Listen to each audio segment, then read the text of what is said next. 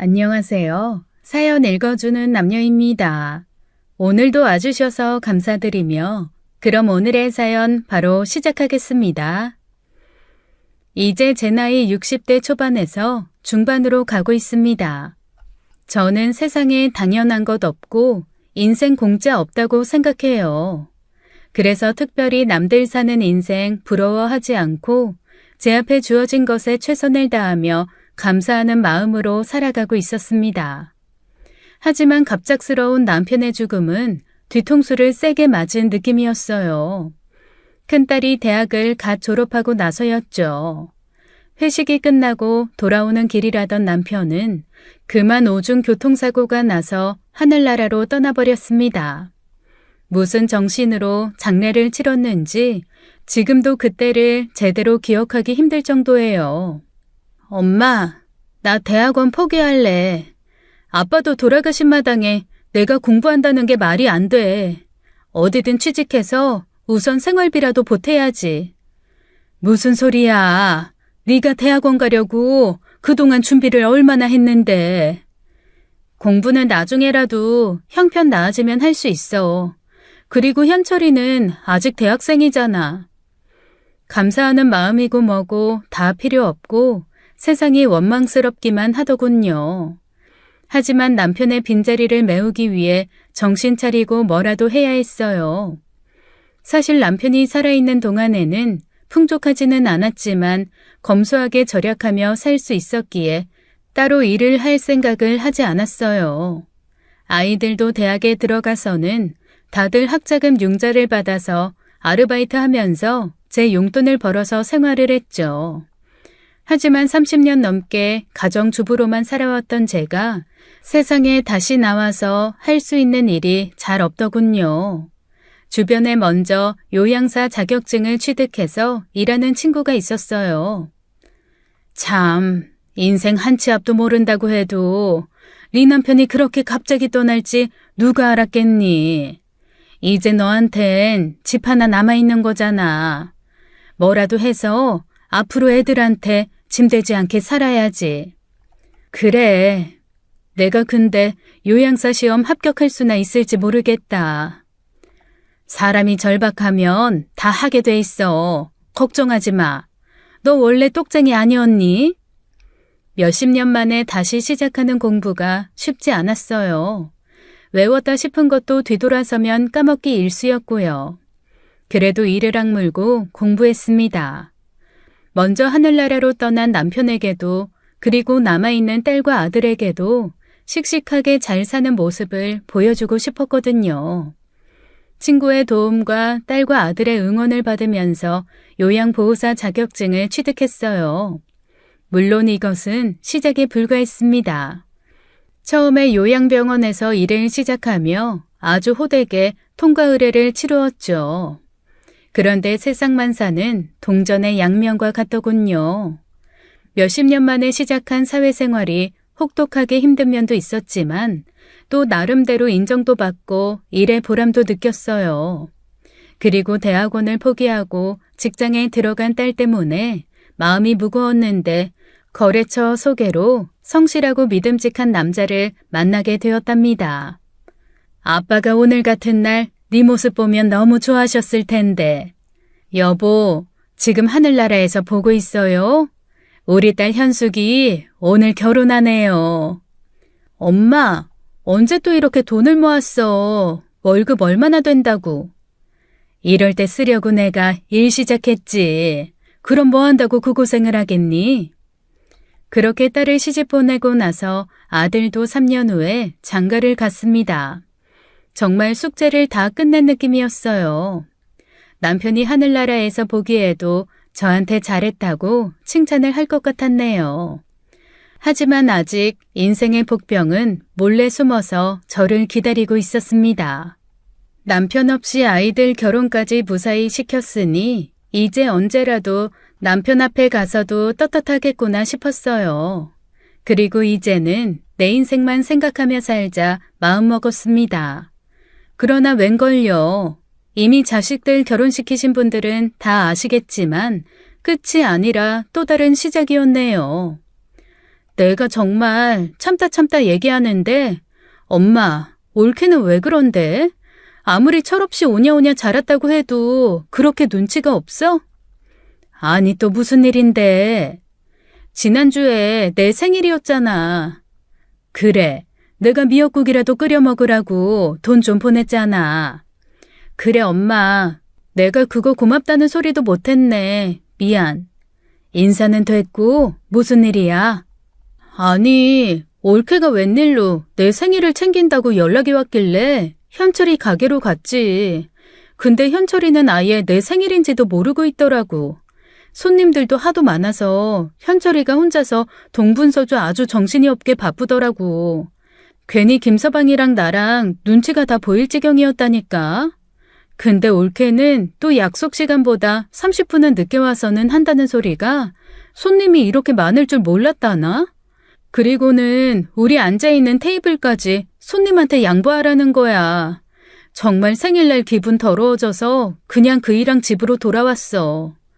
자식들이 많은 것도 아니고 꼴랑 딸이랑 아들 하나 있으니 결혼을 시켜도 뭐 별 문제가 있기야 하겠나 했어요. 먼저 자식 결혼시킨 친구들이 딸이랑 며느리 사이에서 갈팡질팡부터 시작해서 심지어 요즘에는 사위랑 아들, 사위랑 며느리까지 별 시답지 않은 이유로 싸운다고 하더라고요. 그게 제 얘기가 될지는 상상도 못할 일이었죠. 사실 며느리는 아들의 레스토랑의 단골 고객이었다고 합니다. 아들은 어릴 때부터 요리하기를 좋아했어요. 집에서도 남편 살아생전에 자신이 개발한 음식들을 가족 모두가 시식을 하곤 했죠. 대학은 경영학과를 전공했지만 군대를 취사병으로 다녀온 다음에는 바로 목표를 자신만의 음식점을 개업하는 것으로 잡더라고요. 대학교 다니는 내내 여러 음식점에서 아르바이트를 했죠. 아예 회사 취직은 생각도 안 하고 테이블 2개를 놓고 혼자서 작게 음식점을 시작했어요. 음식 맛은 말할 것도 없고 직접 요리를 하고 서빙도 했죠. 맛있다는 입소문이 나선 지 바로 자리를 잡더군요. 2년 뒤에는 테이블 10개로 옮겨서 직원들도 고용하게 되었어요. 그때 단골 손님이던 며느리는 아들보다 5살이나 어렸습니다. 집에서는 무남동녀 외동딸로 귀하게 자란 만큼 해맑게 철이 없는 타입이었죠. 딸과는 8살 차이가 났으니 처음에는 딸도 너무 어린 올케라 실수를 해도 어려서 그런가 보다 넘어가는 일이 많았어요. 집안 행사라고 해봤자 남편 제사랑 제 생일 정도가 다였으니 마주칠 일이 그렇게 많다고 할 수도 없었습니다.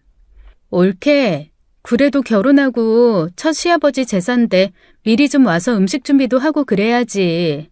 지금 제사상 다 차려놓은 다음에 오면 어떡해. 어머 형님, 오빠가 가게가 늦게 끝나는데 어떡해요. 그럼 장사하지 말고 아버님 제사 음식 하러 와야 돼요? 올케가 가게에서 일하는 거 아니잖아. 아니 막말로 우리 아버지 제사도 아닌데 남편 없이 저 혼자 와서 일해요? 그리고 저 집에서도 음식 안 해서 일도 못해요. 뭐라고? 그게 지금 자랑이야? 집에서 음식 안 하면 뭐 먹고 살아? 참, 형님은 무슨 늙은이처럼 집밥 타령이에요? 요즘 배달 안 되는 음식이 없는데 뭐하러 힘들게 집에서 음식을 만들어요. 그리고 정 먹고 싶으면 오빠한테 만들어 달라고 하면 돼요. 에이, 미안해 누나. 내가 다음에는 직원들 비번 조정해서 좀 일찍 올게. 아버지 배고프시겠다. 빨리 제사부터 드리자. 그래, 아버님 제사상 앞에서 자식들이 큰 소리 내면 하늘에서 얼마나 심란해 하시겠어. 당신이 오늘은 좀 참아. 오늘은 새아가가 처음으로 아버지한테 인사드리는 날인데 아직 어리고 몰라서 그럴 테니 다음부터는 현철이가 좀 더 신경 써서 일찍 오너라. 그리고 음식하는 일은 이제부터 배우면 되지 않겠니? 평생을 배달시켜서 먹을 수도 남편이 해줄 수도 없는 일 아니냐. 집에서도 손에 물을 안 묻히고 사니 시댁에 와서도 아예 설거지도 하려고 들지 않는 며느리였어요. 이미 제가 뭐라고 하기도 전에 딸아이가 참지 못하고 뭐라고 했죠. 모처럼 가족들이 모였으니 저는 큰 소리가 나기 전에 대충 분위기를 정리하는 편이었고요. 그런데 저도 더 이상은 며느리를 어리다고 봐줄 수 없는 상황이 결국은 발생하더군요. 바로 제 생일날이었어요. 아들은 가게가 쉬는 날에 식구들을 초대해서 요리를 직접 해주겠다고 하더라고요. 명색이 아들이 요리하는 놈인데 막상 엄마한테 제대로 생일상 한번 차려드리지 못했잖아. 오늘은 엄마 화장실 갈 때 빼고는 자리에서 절대 일어나지 마. 알았지? 엄마가 오늘은 현철이 덕분에 제대로 호강하네. 아우, 현철아. 그새 솜씨가 더 좋아졌다. 음식 너무 맛있는데? 오늘 우리도 덩달아 호강이다. 그치, 여보? 장모님, 생신 축하드려요. 제가 요즘 사업이 좀 힘들어서 이번에는 선물이 좀 약소합니다. 하지만 내년 생일에는 더 좋은 걸로 해드릴게요. 그게 무슨 소리야. 생일에 이렇게 다 같이 모여서 밥 한 끼 먹으면 나는 그걸로 충분해. 그리고 사업하다 보면 어려운 순간이 있어. 힘들어도 좀 참고 힘을 내게나. 엄마, 이거 이가 직접 고른 거야. 엄마 얼굴에 잘 어울리겠다. 지금 한번 해봐. 어머머, 이게 뭐야? 머플러? 요즘엔 우리 주방 아줌마들도 이런 건 안 하고 다니겠다. 그리고 음식도 우리가 다 준비했는데 선물은 좀 신경을 쓰셔야지. 올케, 지금 뭐라고 했어? 아, 죄송해요. 제가 또 말실수했나요? 아니 뭐 형편이 어렵다고 하시니까 그럴 수도 있겠다 싶네요. 사위의 얼굴 표정이 굳더니 조용히 밖으로 나가더군요. 딸이 바로 따라서 나갔어요. 어머님, 제가 준비한 선물 좀 봐주세요. 이거 제가 백화점에서 특별히 신상으로 구입한 옷이에요. 어머님도 이 브랜드는 들어서 알고 계시죠? 아무리 요양사라고 해도 옷을 좀 갖춰 입고 다녀야 사람들이 무시를 안 하죠. 얘야, 선물이라는 건 말이다. 금액이 중요한 게 아니야. 그 정도는 알 나이가 되지 않았니? 지금 사람 앞에 두고 그렇게 말하면 상처된다는 걸 몰라? 어머님, 지금 형님이 딸이라고 편드시는 거예요? 편이 아니라 오늘은 네가 도가 지나쳤다고 말하는 거다. 김서방이랑 현숙이 들어오면 미안하다고 사과해라. 그때 마침 아들이 주방에서 음식을 가지고 나왔습니다. 며느리는 아들을 보자마자 펑펑 울기부터 시작하더군요. 영문을 모른 채 아들은 저와 며느리를 번갈아 쳐다보았어요. 오빠, 어머님이 내가 준비한 선물이 마음에 안 드시나 봐. 형님이랑 아주버님이 자격지심에 뛰쳐나간 걸 내 탓으로 돌리시는데 나 너무 억울해. 엄마, 내가 없는 동안 이게 무슨 일이야? 누나랑 매용은 인사도 없이 간 거야? 아니다. 다시 들어올 거야. 새아기가 누나랑 매형한테 말실수를 좀 했어. 엄마랑 누나가 좀 이해를 해줘요. 이 사람이 생각을 거치지 않고 바로 입으로 내뱉어서 그래요. 가족 모임이 있을 때마다 철없는 며느리와 날카로운 딸의 설전으로 분위기가 어색해지는 일이 빈번해졌죠. 아들은 저만큼이나 중간에서 곤혹스러워했어요. 계속해서 이렇게는 안 되겠다 싶더군요. 하지만 어린 애들도 아닌 다 큰 성인들인데 사이좋게 지내라 마라 이야기하기도 애매한 상황이었어요. 때마침 딸의 생일이 다가와서 제가 집으로 모두 초대를 했습니다. 사업이 힘들어서 힘들어하는 사위와 딸을 위해서 맛난 밥이라도 한 끼 차려주고 싶었죠. 그리고 넌지시 아들에게 누나를 위해서 선물을 준비해서 오라고 했어요. 그러면서 자연스럽게 어색한 분위기도 풀어질 수 있겠다 싶었죠. 그런데 더 큰 사단이 이날 벌어졌답니다. 원래 오늘은 엄마가 고생한 날인데 엄마가 미역국을 끓여주네. 미안하고 고마워, 엄마. 역시 장모님 갈비찜이랑 잡채가 최고입니다. 아무래도 처남이 어머니 솜씨를 그대로 닮았나 봐요. 맞아요. 그 유전자가 누나를 패스하고 저한테 그대로 내려왔어요. 매형한테는 미안한 일이지만요. 아이, 그러게 말이야. 내가 매일 이 사람에게 하는 소리야. 어머님 음식 솜씨 어디로 가버렸냐고. 어머머, 형님도 음식 솜씨는 그냥 그런 모양이네요. 그럼 저한테 너무 뭐라고 하시면 안 되는 거네요. 아이 그만. 또 아슬아슬하다. 무슨 줄타기 아니야? 참 올케는 일관성 있다. 그거 하나는 인정이다. 지난번에 어색했던 사건은 이렇게 칼로 물베기처럼 끝나나 싶었어요. 그런데 문제의 발단은 아들네가 준비한 선물이었습니다. 아들은 며느리에게 누나의 생일 선물 준비를 시켰는데 며느리는 선물이랍시고 자신이 들던 명품 가방을 쇼핑백에 담아서 온 거예요. 이게 뭐야? 이거 올케가 들고 다니던 거 아니야? 지난번에 친정아빠가 여행 갔다가 사다 줬다며 자랑한 거잖아. 역시 명품이라 형님도 기억을 하시는구나. 아니, 이이가 선물 준비하라고 하는데 생각해보니 그저 그런 국산 브랜드보단 형님도 이런 명품 가방 하나 정도 있으면 좋겠다 싶어서요. 제가 특별히 아끼는 거지만 형님 생일이니까 특별히 드리는 거예요. 아, 거기 안에 카드 지갑도 하나 넣었어요. 브랜드는 달라도 제가 잘 안 쓰는 건데 그것도 명품인 거 아시죠? 순간 분위기가 다시 차갑게 식어버렸습니다. 아니, 당신 알아서 좋은 걸로 준비했다는 게 당신이 들던 가방이야? 제정신이야? 왜? 이거 중고도 엄청 비싸. 난 형님 생각해서 준비한 건데. 형님 지금 들고 다니는 거 봐봐. 에코백 같은 건 어릴 때나 하는 거지. 올케 눈엔 내가 그렇게 불쌍해 보였어? 내가 거지야? 아무리 명품이고 나발이고 쓰던 거 던져주면서 지금 사리 분별이 그렇게도 안 돼? 정말 처남댁 해도 너무하네요. 사람 자존심을 이렇게 연속으로 밟아놓나요? 그것도 가족끼리. 이 사람 그깟 중고 명품백 없어도 충분히 빛나는 사람이고요. 그렇게 걱정하지 않아도 제가 나중에 새 거로 사줄 테니 동정은 사양하겠습니다. 하지만 더 큰 사단은 이후에 일어났어요.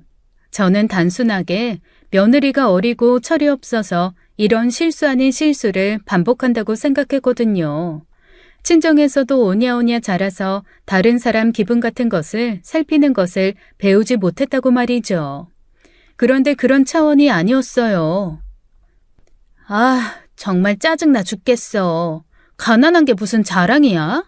없으면 그냥 찌그러져 있을 것이지. 뭐 말들이 이렇게 많니? 대책 없는 10월드야. 내가 왜 발품 팔아서 신우이 생일 선물을 준비해야 되는데? 그냥 꽁으로 중고라도 던져주면 고맙다고 하지는 못하고 아주 난리가 났어. 내 참 어이가 없어서. 신우이 심해부까지 아주 쌍으로 날 잡아먹으려고 하더라. 시어머니? 날 앉혀놓고 무슨 도덕 시간인 줄. 배련이 뭐니 단군 할아버지 캐캐 먹은 소리 하고 있어. 며느리는 베란다에서 친구에게 그야말로 반성은커녕 시댁 흉을 보기에 정신이 없었죠. 제가 바로 뒤에서 한참을 듣고 있었는데도 말이에요. 끝나지 않을 것처럼 끊임없이 욕을 해대길래 핸드폰으로 녹음을 했습니다. 아들과 며느리를 불러서 들려주었죠. 뭐 없는 곳에선 나라님 흉도 본다지만 함께 살고 있는 남편 가족을 그렇게 생각하고 있다면 너무 심각한 거 아니니? 반대로 네 남편이 처갓집에 대해서 밖에서 그렇게 얘기하고 다니면 네 기분은 어떻겠니? 너무 죄송해요, 엄마. 내가 지금까지는 네가 철이 없다고 생각해서 봐준 거야. 호의가 계속되면 권리인 줄 안다고 하더니만 네가 딱 그 모양이구나. 나도 우리 집 무시하는 며느리 필요 없다. 당장 엄마한테 진심으로 죄송하다고 말씀드려. 그리고 한 번만 더 막말하면 나도 더 이상 참지 않아. 아들은 지금까지 저도 본 적이 없을 정도로 무섭게 정색을 하고 며느리에게 화를 냈어요. 그 기운이 심상치 않음을 며느리도 느꼈는지 바로 태세를 전환하더군요. 어머님, 잘못했어요. 죄송해요.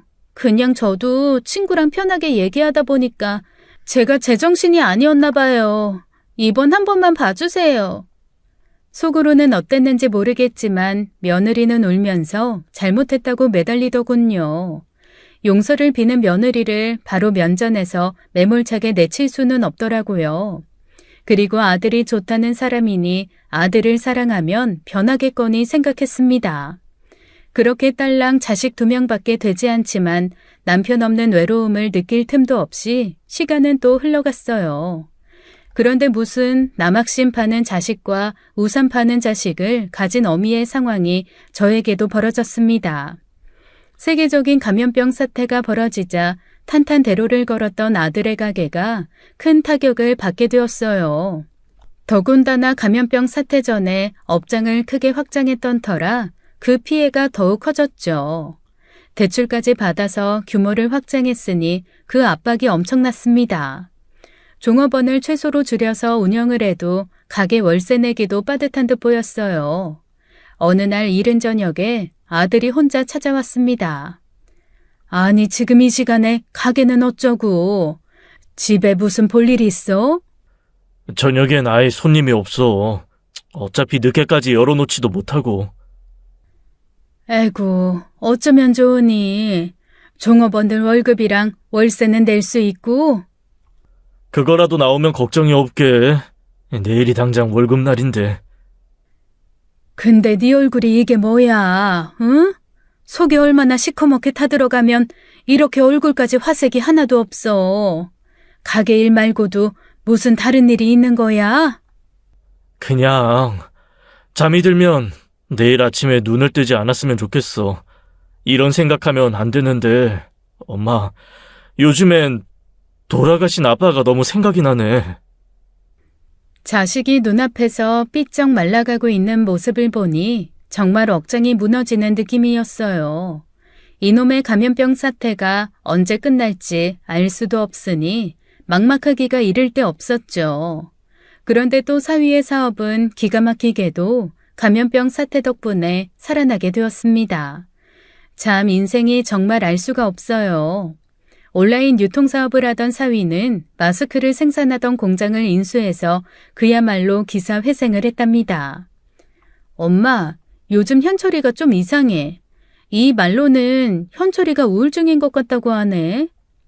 뭐 우울증? 그래서 지난번에 뜬금없이 집에 찾아와서 아빠가 보고 싶다고 말을 했나? 직원들 월급 주기도 힘든 모양이더라고. 그러게. 계속 어려우면 오히려 폐업이 나을 수도 있는데 그러다가 진짜 큰일이라도 나는 거 아닌지 너무 걱정된다. 대학 졸업하고 지금까지 모든 걸 걸었는데 눈앞에서 이렇게 자식이 무너지는 걸 지켜볼 수밖에 없다니. 아들이 너무 걱정이 돼서 연락을 해봐도 통화조차 힘들더라고요. 겨우 통화가 된 아들은 인건비 때문에 주방 아줌마를 그만두게 해서 아들이 설거지까지 하면서 일을 하느라 손님이 없어도 쉴 틈이 없었던 겁니다. 저는 다니던 요양센터를 그만두고 오전에만 가정방문 요양 일을 하기로 했어요. 그리고 저녁에는 아들 가게에 나가서 주방 설거지를 도와주었죠. 인건비 많이 나가면 사람을 더 줄이고 카운터라도 유진이한테 봐달라고 한번 해봐. 그 사람 일을 전혀 안 해봐서 그거 가르치는 게 더 힘들어. 아니 그래도 남편이 이렇게 고군분투하는데 뭐라도 도와야지. 그나저나 엄마가 힘들어서 어쩌지? 너무 죄송하네. 그런데 며느리는 내가 주방에서 일하는 걸 알면서도 가게에는 코빼기도 비추지를 않는 거예요. 그래서 하루는 날을 잡아서 오전에 집으로 찾아갔죠. 그런데 집에 없는지 아무리 초인종을 눌러도 대답이 없었어요. 전화를 걸어도 받지도 않고요. 그렇게 현관 앞에서 1시간을 기다렸나요? 며느리는 쇼핑 봉투를 잔뜩 들고는 나타나더군요. 정말 기가 막혔어요. 넌 지금 남편이 어떤 상황인지 모르니? 가게가 어려워서 나까지 나가서 주방에서 설거지를 하고 있는데 넌 도대체 무슨 돈으로 쇼핑을 하고 다니니? 어? 이거 남편 돈으로 사는 거 아니에요. 친정아빠가 용돈으로 주신 돈이라고요. 현철이 우울증 걸려서 상담까지 받고 왔던데 네가 옆에서 힘이 좀 돼줘야지. 이렇게 돈을 펑펑 쓰고 다니면 되겠어? 어머님, 그렇게 걱정되시면 집이라도 팔아서 도와주시면 되잖아요. 왜 저한테 뭐라고 하세요? 알았다. 내가 집 팔아서 현철이 도와줄 테니 가게 설거지는 네가 나와서 하도록 해라. 저는 먼저 딸에게 의논을 했어요. 엄마, 그 집 엄마랑 아빠가 어떻게 마련한 집인데, 그리고 엄마한테 남은 유일한 재산이라고. 그깟집이 아들 목숨보다 귀하겠니? 진짜 이러다 현철이 나쁜 맘이라도 먹으면 어떡해. 걱정돼서 내가 요즘 잠도 못 자겠다. 네, 결국 저는 집을 팔았습니다. 작은 아파트였지만 먼저 떠난 남편과 아껴 쓰며 마련한 집이었죠. 마지막 대출금을 다 갚고 온 가족이 좋아했던 때가 엊그제 같네요. 아니, 아무리 그래도 네가 살 월세 보증금은 좀 남기고 도와줘야지. 그 전 재산을 다 아들에게 줬어? 제정신이야? 부모도 돈 있을 때나 대접받는 거야. 이제 어디서 살려고 하는 거야? 아들네로 들어가야지. 나야 요양사 계속하면서 내 밥벌이는 할 수 있잖아. 그리고 옆에서 밥이라도 챙겨주고 싶어서 그래. 저는 아들네 집으로 들어갔습니다. 주방 옆에 옷방으로 사용하던 방을 정리했죠. 그래도 매일 아침 저녁으로 아들의 얼굴을 볼 수 있어서 마음이 놓이더라고요. 아들은 제가 지원한 자금으로 일단 급한 불은 정리한 듯 싶었습니다. 마침 사업이 잘 풀리는 사위가 추가 자금을 지원해 주었죠. 내가 정말 김서방한테 너무 고맙다. 그래도 이렇게 어려울 땐 정말 가족밖에 없네. 현철이한테 나중에 성공해서 배로 갚으라고 했어. 근데 엄마는 현철이네서 지내는 건 괜찮아? 올케가 여전히 손가락 하나 까딱 안 하고 있지? 엄마, 버릇 나빠지니까 집안일 해주지는 말어. 알았어? 뭐 저도 내심 같이 살면서 며느리에게 살림하는 법도 좀 가르치고 가게 일도 배우게 할 요령으로 불어 집으로 들어간 이유도 있었어요. 그런데 며느리 하는 행동이 가관이었습니다. 아침은커녕 집에는 배달 음식 쓰레기로 가득한 거예요. 아들은 아침에 나가서 밤늦게 들어오면 피곤해서 쓰러져 자기 바빴죠. 가게라도 나가서 아들을 도우라고 하자 어쩔 수 없이 오후에는 가게로 나가더라고요. 이제부터 가게에 나는 나가지 않으마. 일하는 사람들도 그렇고 사장 어머니의 와이프까지 나와 있으면 불편할 거 아니야. 그래도 유진이가 오후에 카운터라도 맡아주면 네가 잠시라도 쉬면서 일을 해라. 엄마한테 너무 죄송해요. 방도 너무 좁아서 힘드실 텐데 조금만 기다리세요. 이제 감염병 사태도 좀 진정이 돼가고 있고 다시 꼭 가게 살려낼게요. 보증금이라도 모이자면 엄마 좀 편한 대로 모실게요. 아들은 더 밤낮 없이 일을 했어요. 저는 며느리도 가게에 나가서 아들을 도와주는 줄 알았죠.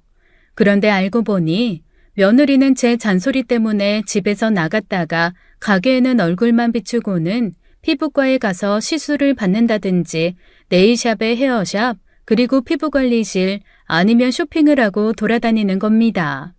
현관 앞에 쌓이는 쇼핑 택배 상자를 보면서 더 이상은 참을 수가 없었어요. 이 택배 상자들 다 되돌려 보내라. 네 남편이 새벽부터 밤까지 힘들게 일하는 거 안 보여?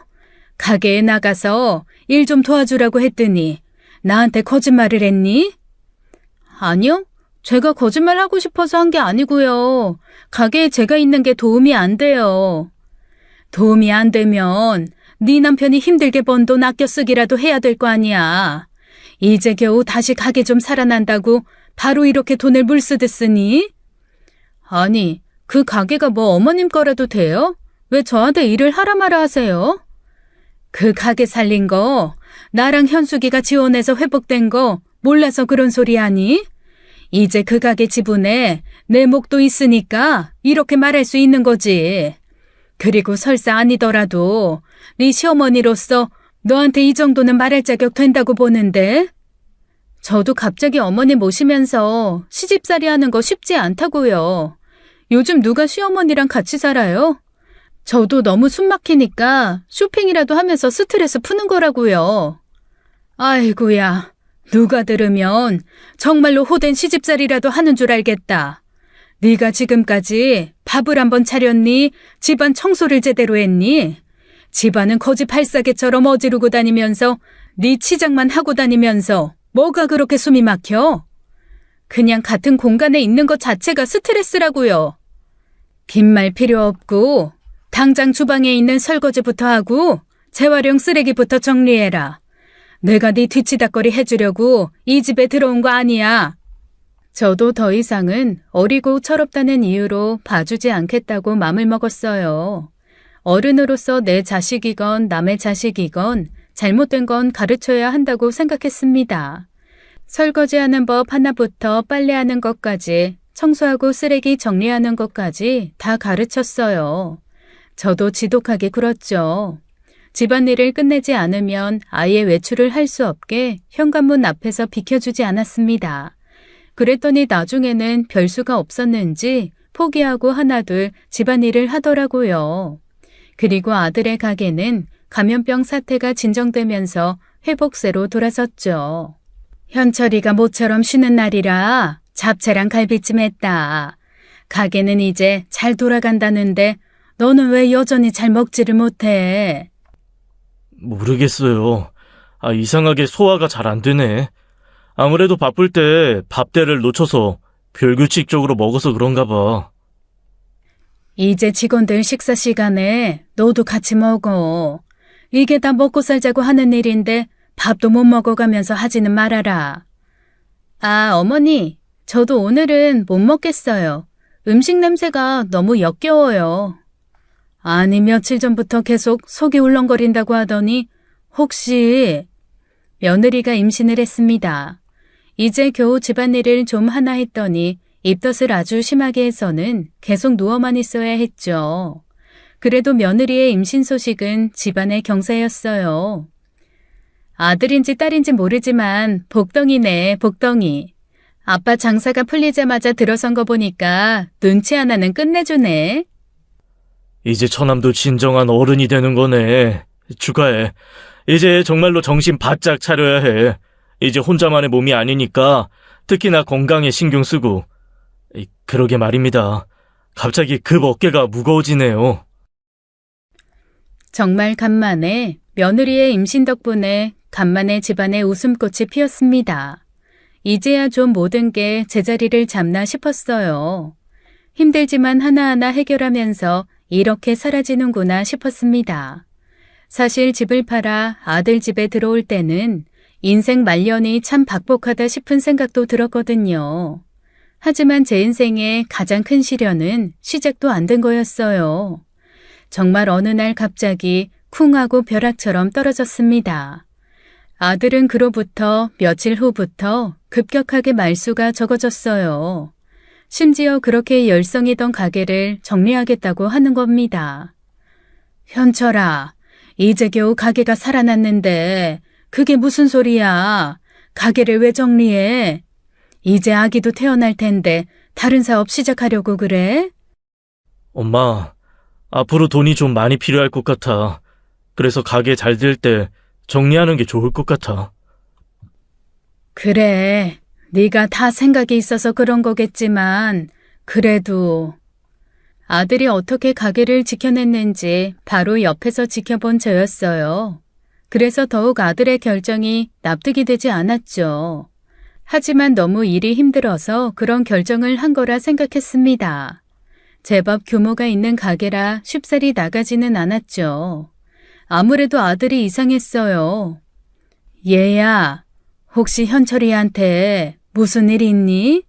가게를 내놓는다고 하는데 이게 다 무슨 일인지 모르겠다. 글쎄요.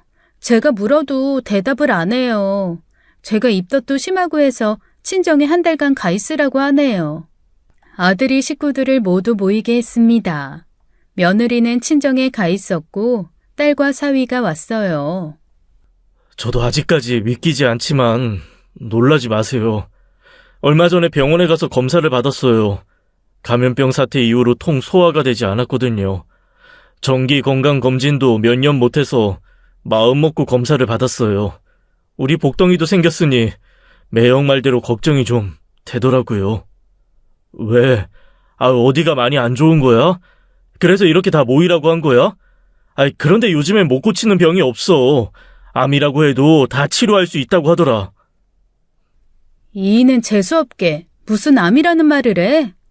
올케는 왜 안 불렀어? 이제부터 제가 하는 이야기, 유진이가 들으면 놀라서 유산될 수도 있을 것 같아서요.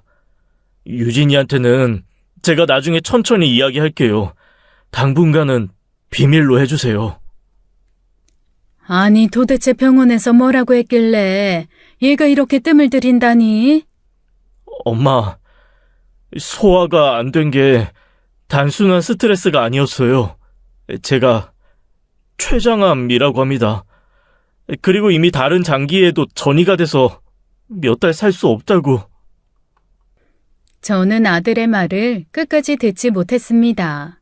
처음에는 무슨 소린지 이해조차 되지 않았어요. 아들이 이야기를 끝내 하지 못하고 꺼꺼 울기 시작하는데 현실감이 없었습니다. 아니, 현실이라고 믿고 싶지도 않았어요. 뭐? 정말이야? 아니지? 지금 장난하는 거야? 이거 농담이 너무 지나치잖아. 현철아, 너 왜 그래? 빨리 아니라고 말해. 거짓말이라고 말해.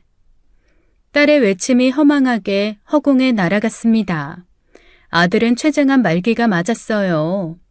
저도 아들을 데리고 다른 종합병원에 가서 검사를 다시 받았죠.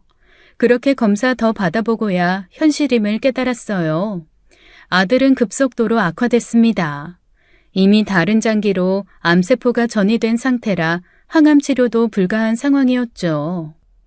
엄마, 이제 인정하고 포기하세요. 마지막 남은 날들이라도 잘 정리하고 떠나고 싶어요.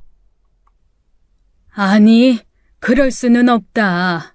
하늘이 있다면 이럴 수는 없어. 남편 먼저 데려간 것도 기가 막힌데 아들마저 이렇게 떠나버리면 이건 정말 너무하는 거 아니냐? 포기라니, 말도 안 돼. 어떻게 어미가 자식을 포기해? 내가 너 살릴 수 있어. 아니, 꼭 살리고 말 거야. 그러니까 너도 맘 단단히 먹어라. 저는 정말 몇 달을 미친년처럼 뛰어다녔어요. 잠도 오지 않더라고요.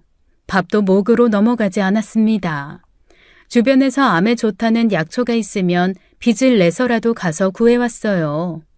그리고 말기암을 고친다는 한의사를 찾아서 싫다는 아들을 끌고 가서 침을 맞기도 했습니다. 나중엔 이게 다 조상신을 화나게 해서 그렇다고 해서 친구에게 돈을 빌려서 구술하기도 했어요. 뭐라도 아들을 살릴 수만 있다면 차라리 제 심장을 떼주고 싶었습니다.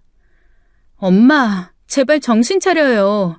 이러다 엄마가 먼저 쓰러지겠어. 며느리는 아들이 마지막에 호스피스 병동에 입원하고 나서야 이 사실을 알게 됐어요. 아들이 하도 단호하게 말을 하지 말 것을 부탁했기에 우리 모두가 함구하고 있었죠. 아이가 어느 정도 안정기에 들어섰을 무렵에야 내가 더 이상은 안 된다 싶어서 말을 했어요. 엄마, 부탁이 있어. 유진이 뱃속에 있는 아이 잘 부탁해. 내가 우리 아이가 태어날 때까지는 살고 싶었는데 아무래도 힘들 것 같아. 엄마 너무 미안하고 너무 고마워. 내가 먼저 가서 아버지 만날게. 아들은 죽기 전까지도 며느리와 뱃속에 있는 아기를 걱정했죠. 그렇게 허망하게 아들은 남편이 있는 하늘나라로 떠났습니다. 저는 남편을 보내고 아들마저 먼저 보내버린 어미가 되었어요. 전생에 무슨 죄를 지었길래 살면서 이토록 가혹한 벌을 받는 걸까요? 아직도 아들이 떠나던 날만 생각하면 심장이 옥죄어 옵니다. 남편 장례도 무슨 정신으로 치렀는지 기억이 나지 않습니다만 아들 장례식은 정말 3일 내내 우느라 탈진을 해버렸어요. 화장터에서 아들의 관이 불 속에 들어가는 걸 보고서야 이제 정말 아들이 이 세상을 떠나는구나 싶더군요. 엄마, 이제부터 정신줄 놓으면 안 돼. 현철이 마지막까지 잘 보내줘야지. 올케는 힘들다면서 먼저 집으로 들어간다고 하네. 아니, 남편 가는 길 마지막은 지켜야지. 아무리 힘들어도 뱃속에 있는 자식한테 인사라도 하게 해야지. 못 가게 네가 말렸어야지. 엄마, 장례식장에서도 겨우 몇 시간 버티다가 친정으로 가버린 애야. 뭘 더 바래? 그리고 이미 가버려서 잡을 수도 없어. 남편은 수목장을 했기에 남편 옆에 아들을 함께 묻어주고자 했어요. 그런데 화장이 끝나자마자 비가 쏟아졌습니다.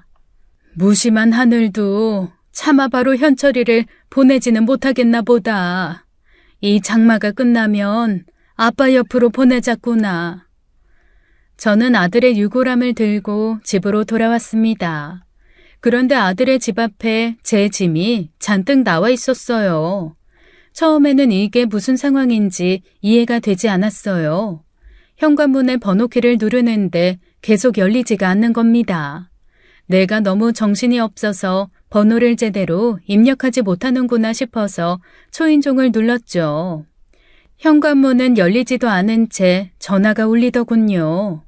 비밀번호 바꿨어요. 이제 남편도 죽은 마당에 우리 남남 아닌가요?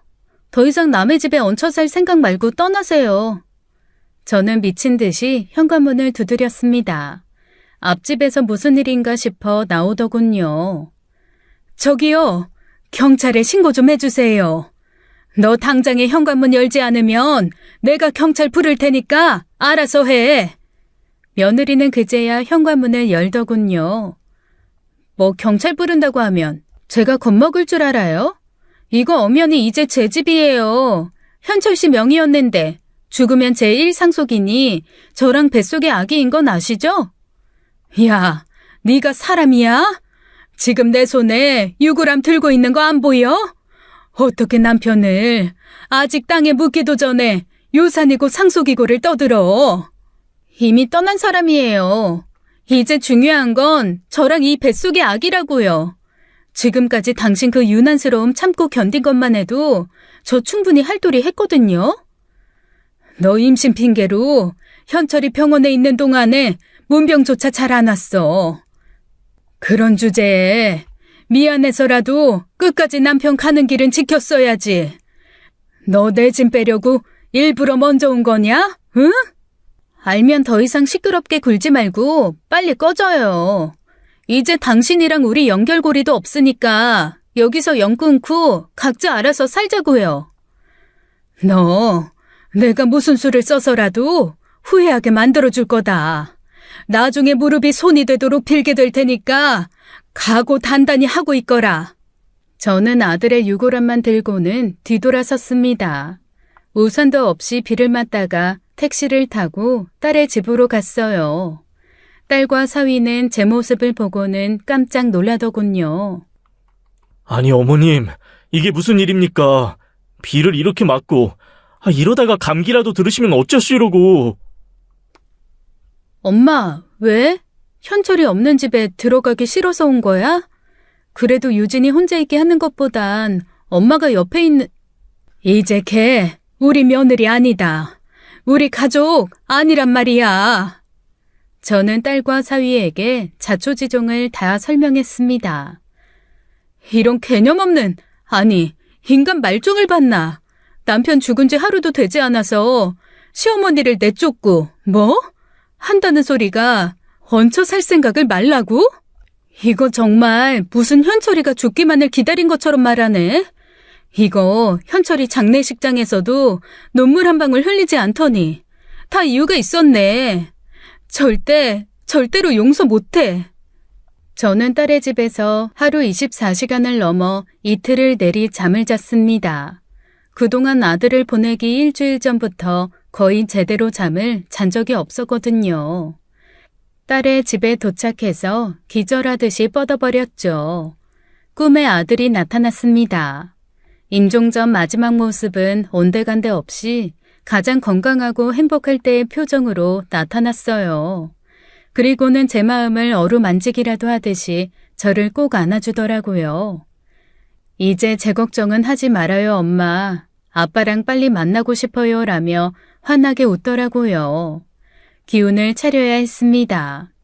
남편이 세상을 떠났을 때처럼 다시 정신을 바짝 차려야 했어요. 넉넉고 이 괘씸한 며느리한테 당하고 있을 수는 없었죠. 딸과 사위와 함께 아들을 남편 옆자리 양지 바른 곳에 안치했습니다. 원래 나중에 제가 들어가려고 가족목으로 만들었던 곳이었죠. 남편이 좋아하던 소나무 밑에 사이좋게 자리를 잡았어요. 현철아, 이제 하늘나라에서 편히 쉬렴. 이승의 일 따위는 있고 훨훨 자유롭게 날아가거라. 조금만 있으면 엄마도 곧 따라갈 테니까 우리 좀 있다가 반갑게 만나자꾸나. 잘 가 내 동생. 그동안 열심히 잘 살았다. 돌아오는 차 안에서 우리 셋은 말을 아꼈습니다. 그런데 처남댁 진짜 이상하더군요. 아무리 그래도 남편 마지막 길이라 제가 연락을 했었거든요. 뭐? 그런 정신 나간 거한테 연락을 왜 해? 지가 조금이라도 남편에 대한 마음 있었으면 엄마한테, 아니 우리한테 이렇게 못하지. 남편 보내기도 전에 얼씨구나 아파트부터 챙긴 여자야. 그래도 뱃속의 아기 아빠잖아요. 엄마라면 그럴 수 없겠다 싶었지. 장모님한테는 죄송한 말씀이시지만 원래 고부 사이라는 게 또 감정이 격해지다 보면 욱하고 순간 돌아버릴 수도 있으니까 말이야. 임신하면 감정 상태가 마구 널뛴다고 하잖아. 그래서? 뭐래? 남편 언제 어디로 안치하는지 궁금은 하대? 그러니까 이상하다고. 자기는 이제 더 이상 상관없으니 알아서 하래. 이미 현철이 시한부라는 거 이야기했을 때부터 걔 마음 떠났어. 보통은 그 상황에서 울고불고 난리가 나야 정상 아니야? 근데 걔는 놀라기는 했어도 아주 빨리 포기했잖아. 오히려 막판에 현철이 통증 때문에 힘들어했을 때는 임신 핑계로 병원에 잘 와보지도 않았어. 가는 길에 현철이 집에 들려서 내 짐이나 가져가자. 그 뻔뻔스러운 얼굴 다시 보고 싶지는 않다만 그래도 애 아빠가 어디에 묻혔는지는 알려줘야지. 하지만 집 앞에 쌓여있던 짐은 깨끗이 사라져버렸더라고요. 비밀번호를 다시 눌러보아도 여전히 바뀐 상태 그대로였어요. 초인종을 눌러봐도 안에서 인기척이 나지를 않았습니다. 전화를 걸어봐도 받지를 않더군요. 할 수 없이 엘리베이터를 타고 내려오는데 1층에서 며느리와 딱 마주쳤어요. 어디서 쇼핑을 했는지 쇼핑백을 양손에 들고 있더군요. 우리를 보더니 잠시 당황한 표정이었습니다. 무슨 일이세요? 이제 볼 일 없다고 지난번에 충분히 말씀드렸는데요. 적어도 네 뱃속에 있는 애한테 아빠가 어디 있는지는 알려줘야 할 것 같아서 왔다. 오늘 현철이 수목장에 안치하는 날이라는 거는 알아야지. 네. 이미 전화로 아주버님이 친절하게 알려주셨네요. 우리 엄마 짐은 어디에 있어? 설마 그새 버렸어? 그럼 사람들 왔다 갔다 하는데 쌓아놔요? 그때 어머님이 다 버리라고 하신 거 아니에요? 지난주에 재활용할 때 다 버려버렸는데요. 야, 아무리 그래도 그렇지. 사람 불러서 우리 집으로 보내야 할 거 아니야. 이 집에 엄마가 왜 들어왔는데 멀쩡한 집 팔아서 니들 도와주느라 그런 거잖아. 그렇게 도와준 아들은 이미 떠나고 없잖아요. 그걸 왜 저한테 뭐라고 하시는데요? 사람들 보기 창피하니까 이제 이쪽엔 얼씬도 하지 말아요. 며느리는 일말의 미안함도 없이 어떤 남자와 함께 엘리베이터를 타더군요. 근데 어디서 낯이 익은 느낌이 들었어요. 집에 오는 길에 곰곰이 생각해보니 아들이 아프기 전에도 집 앞에서 마주친 적이 있었습니다. 그때는 근처 사는 대학교 동창이라고 했던 기억이 났어요. 이만 가자. 어차피 기대도 안 했었다. 저거 저 입에서 잘못했다는 소리 내가 듣고야 만다. 딸과 저는 유산 상속 전문 변호사를 찾아갔습니다. 아들 명의로 된 것이 아파트와 가게를 정리한 자금이 있었죠. 아들은 죽기 전에 뱃속에 있는 아들에게 재산 상속에 관련한 유언장을 작성했었어요. 아드님이 유언장을 작성했다고 하더라도 배우자 사망 시 상속 1순위는 며느리님이세요. 혹시 아드님께서 부채나 그런 채무 관련 사실이 있으면 그 책임 역시 승계되고요. 근데 부채가 더 많다면 상속 포기를 하시던지 한정 승인 신청하시면 됩니다. 혹시 제가 아들에게 차용증을 작성하고 빌려준 돈도 채무에 해당이 되나요? 증여의 형태로 증여세 내지 않았고 차용증이 있으면 채무에 해당돼요. 저는 변호사에게 아들과 작성했던 차용증을 보여주었죠. 딸도 마찬가지로 사위 이름으로 아들과 차용증서를 작성했었답니다. 이거 채무 금액이 지금 아파트값보다 더 많은데요. 상속 포기 안 하시면 오히려 빚을 떠안게 되겠네요. 네, 이렇게 며느리는 아들의 재산 상속을 받아도 채무가 남게 되는 것이고 아니면 상속 포기를 해야만 되는 상황인 것이죠.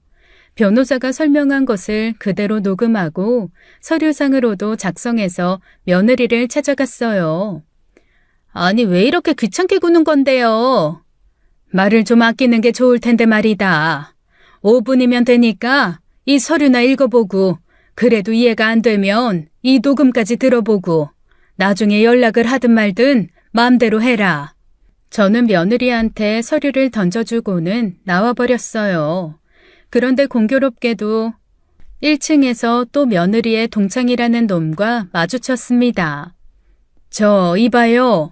우리 예전에 인사를 한번 하지 않았나요? 유진이 대학교 동창이라고 했던 것 같은데. 네? 아니, 예, 맞습니다. 안녕하세요. 남자는 당황한 기색이 역력하더군요. 우리 며느리 보러 가는 거예요? 우리 아들이 떠난 건 알고 있죠? 왜 아들 수목장에 안치하고 온 날도 엘리베이터 앞에서 봤는데. 네. 유진이가 남편 떠나고 상심이 커서 제가 근처에 살아서 걱정이 돼서 좀 들여다보고 있어요. 남자는 서둘러서 인사를 하고는 엘리베이터를 타지 않고 다시 돌아나가더군요. 그러면서 아파트 관리 경비원과 부딪히기까지 하더라고요. 아이고, 죄송합니다. 안녕하세요. 남자는 경비원의 사과를 받는 둥 마는 둥 거의 달리다시피 하면서 아파트를 빠져나갔어요. 정말 이상하네. 왜 저렇게 말까지 더듬어? 그나저나 남편 떠난 지 얼마나 됐다고 벌써 남자가 들락거리는 거야?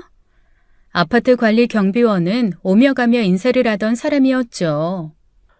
아이고, 소식 들었습니다. 얼마나 상심이 크십니까? 제가 조문을 가보지도 못하고 죄송합니다.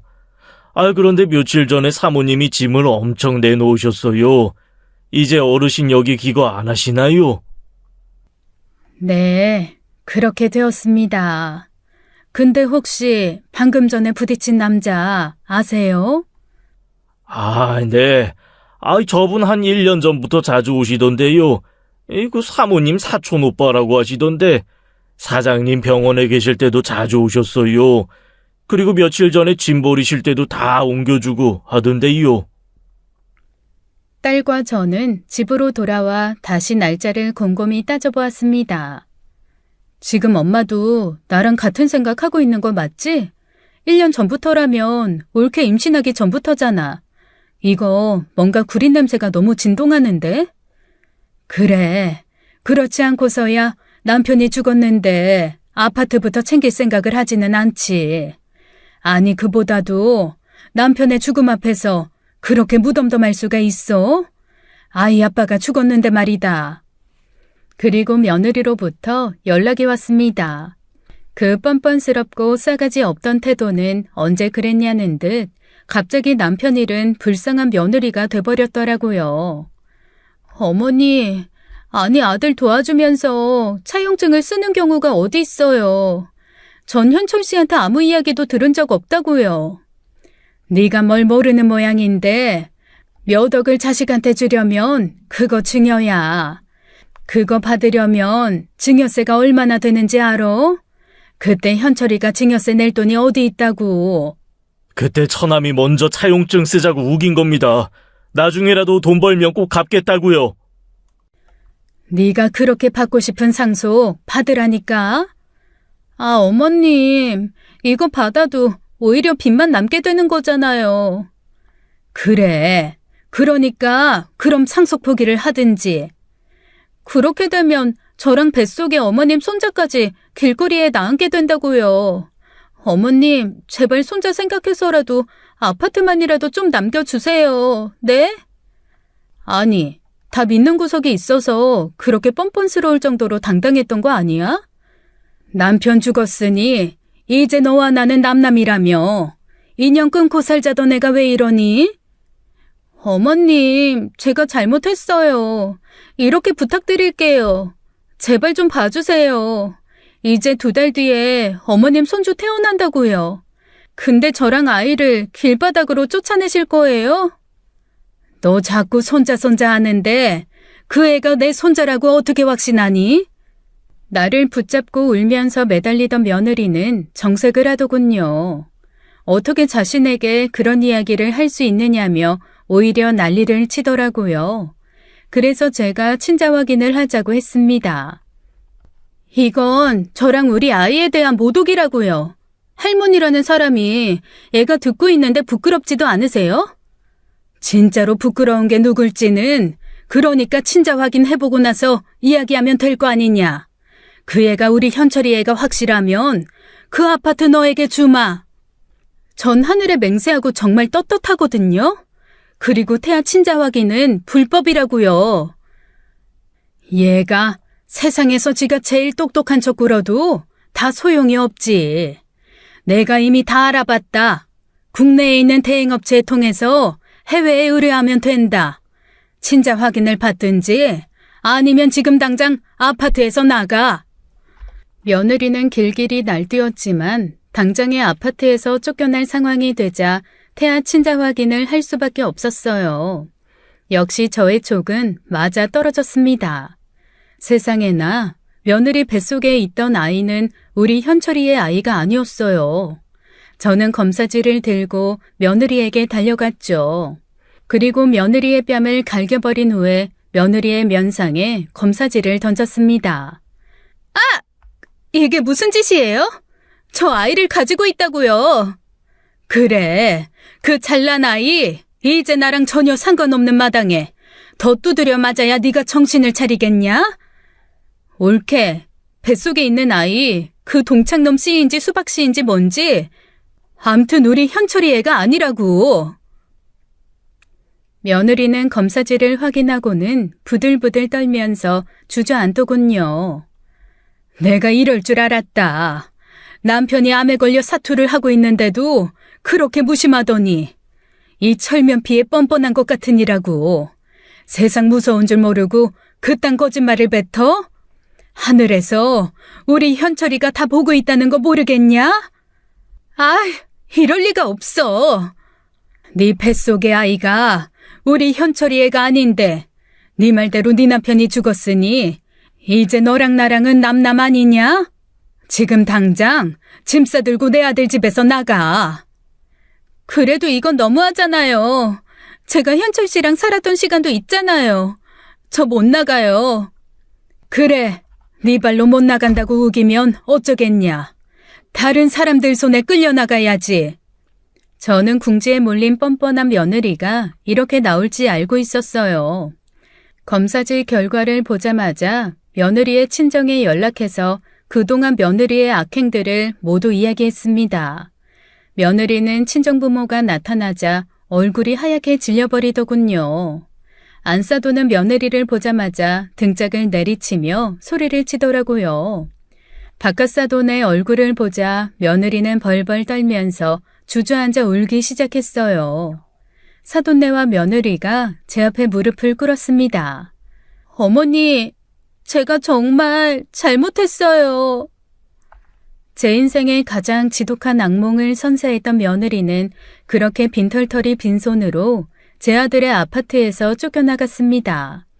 세상 더없이 뻔뻔하고 파렴치한 며느리한테 시원하게 한 방을 먹였으니 먼저 떠난 남편과 아들을 만나게 되더라도 자신 있게 얼굴을 볼 수 있을 것 같아요. 아직은 제 손길이 필요한 딸이 있기에 하루하루 힘을 내서 살아가고 있습니다. 이렇게 이야기를 다 뱉어내고 나니 오늘따라 유난히 더 아들이 보고 싶네요.